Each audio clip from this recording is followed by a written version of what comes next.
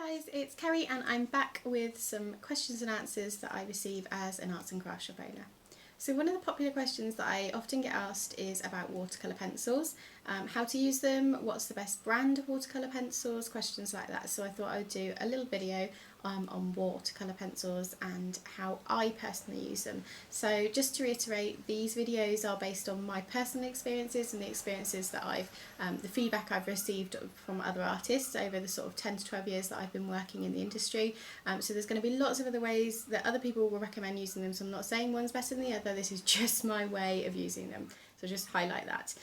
So I'm just using an example pack here of watercolour pencils.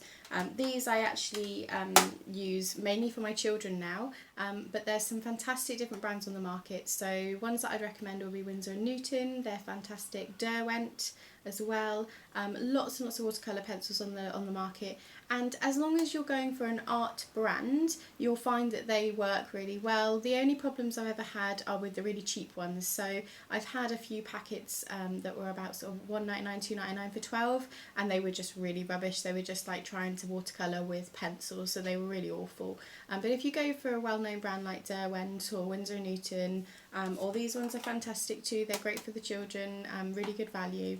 And there's some other art brands on the market, then you should be safe. But you're probably going to be spending over £10 on a 12 pack when you're buying good quality watercolour pencils. Just avoid the cheap ones. So how to use them. There's different ways in which you can use watercolour pencils. They're quite clever in that you can adapt how you want to use them based on what project you're working on. So one of the first ways you can use them is by creating yourself a little palette. So you just scribble the colours onto a scrap piece of card. Now always use watercolour card when you're using watercolour pencils. Another mistake people often make is just using normal smooth card.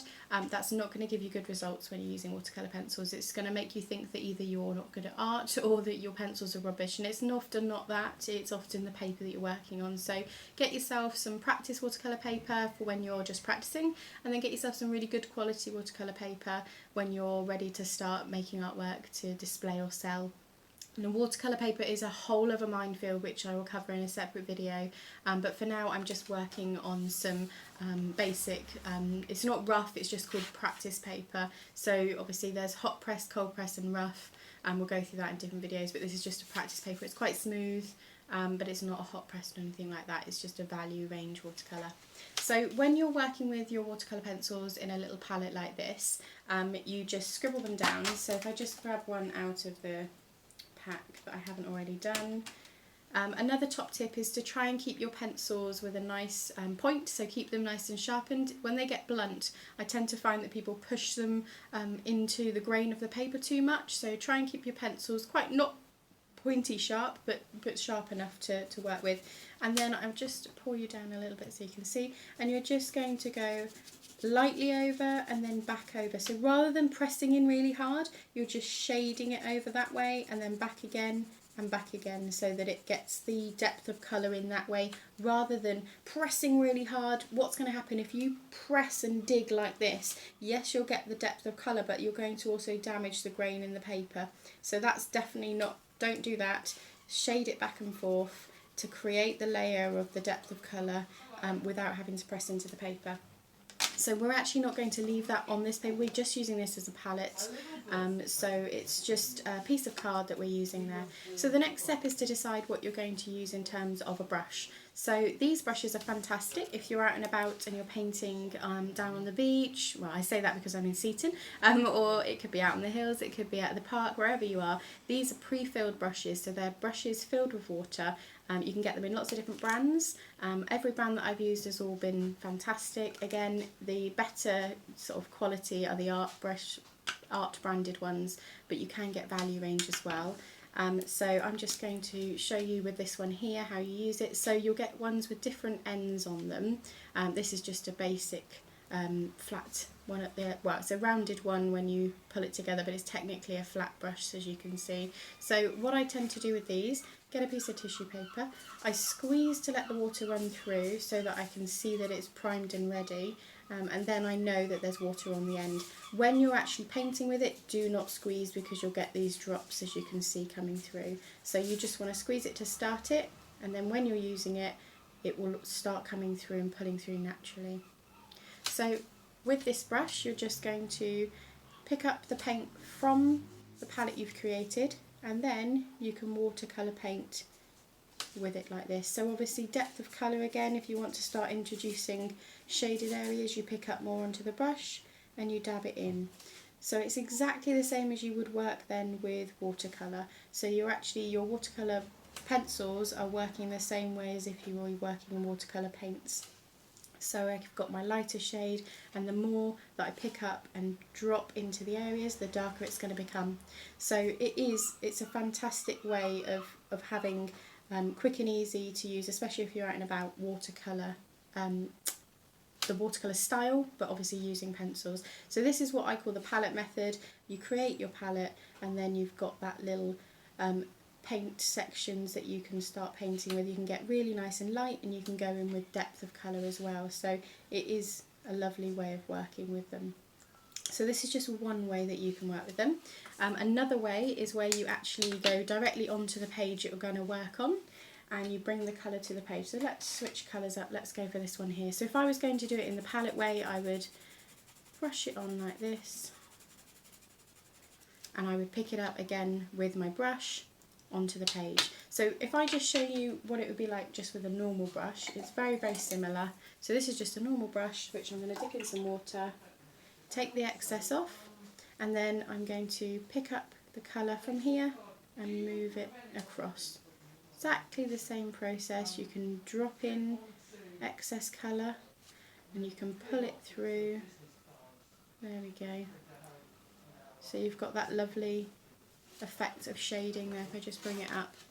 So you can, with watercolour pencils, you can get the shading and you can get the lovely introducing of the depth of colour by layering it up and things like that. So that's just a normal brush, just to show you that way around as well. So going back to what I was saying, the other way that you can work with these pencils are by shading the area that you want to colour, but not as much as we did on here, so just lightly shading to begin with. Then using your wet brush or your water brush and take off most of it onto your tissue, don't have it completely soaking, and then start moving the wet brush over the top. Now this is why it's so important when you're working with watercolour pencils not to push into the grain. The last thing you want is to push into the grain of the paper, because then you get these dents in the paper and it's not very nice. You want to just shade it on so that you can wiggle the brush around and get a nice smooth finish. So you can see there, much smoother. If I was to dig in like this, when I then come to add the water, I'm going to be left with this sort of effect. And it doesn't matter how many times you go over, you're going to get awful marks in the paper. So avoid pushing in to the paper, because if you want it that dark in colour, then all you need to do is go over the top lightly more than once. So don't dig in to get depth of colour, shade over softly more than once, and that will give you that depth of colour from the pencil without giving you the marks in the paper. So you've got a nice deep blue but without the marks. And if I want to introduce more, I can always use my palette to pick up some more and start adding more depth of colour in.